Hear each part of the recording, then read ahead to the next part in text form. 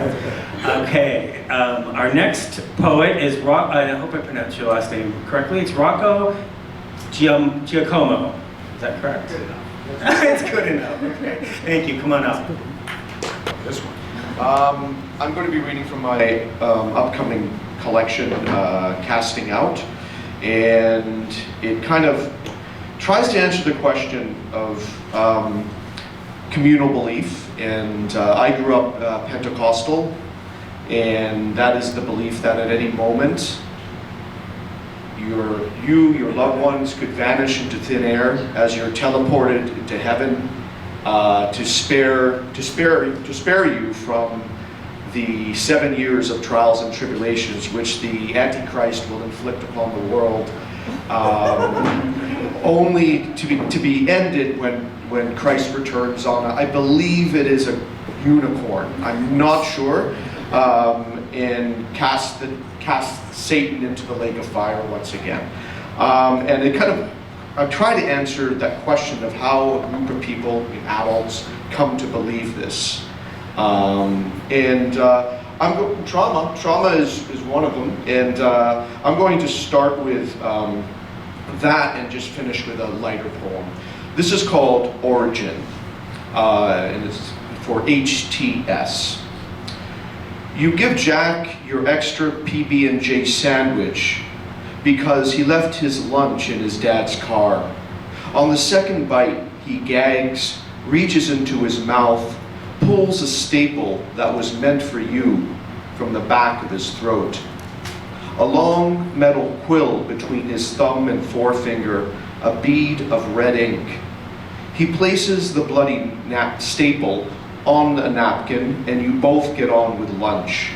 This is normal. Two losers, one bleeding from the mouth, arguing about the best choose-your-own-adventure stories. Horror is the little things. A dot of blood on a lunch napkin. The small hatreds of your classmates. Their reasons. Your haircut. The shoes you buy. The way you smell. You will work at it though. When you are 16, you'll drive them home. You'll bear the 45 minutes of ridicule until one passenger is left, and then that particular silence of being alone in a closed space with someone who really doesn't like you. A wasp's nest just outside your bedroom window. You'll chat about the Doors and Floyd, and when he says later, you'll feel good. Tomorrow is a new day, unwritten. And in gym class, when he tries to jab you in the ribs with a 40-pound weight bar while others hold you down, you'll tell yourself that this is his way of letting you know you belong.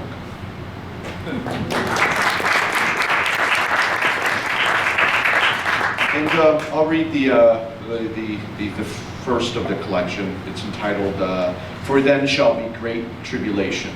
And it kind of goes a little way to explain my family dynamic. For then shall be great tribulation. Bank cards are the beginning, Mom says. The Antichrist will make sure you can't buy food without his number tattooed on your arm. Grandma sits beside me in the back seat, says 666, as if completing one of her crosswords. Dad pumps the gallons, dwelling not on the opening of the seals of judgment, nor on the sun turning black as sackcloth, but the development of prime real estate outside Wakefield, Rhode Island. They are already turning against Israel, Mom says. Whatever you do, you must never, never side against Zion. Won't matter anyway, Grandma says. We're all going to be taken up. Except your father, giggles Mom. As he climbs up into the van, he doesn't respond, although he can guess. And this has been a 9-hour drive already. God damn it, the end times out of Sunoco and Cheektowaga. Is she going to talk all day about this? For Christ's sake, Harriet, would you stop? He'll eventually say loudly, and maybe she'll stop. Or she'll take a long sip of her Pepsi through the straw, peer down the remainder of the I-95 and decide the rapture could happen over the Peace Bridge, and then poor Vito, suddenly alone in all that quiet.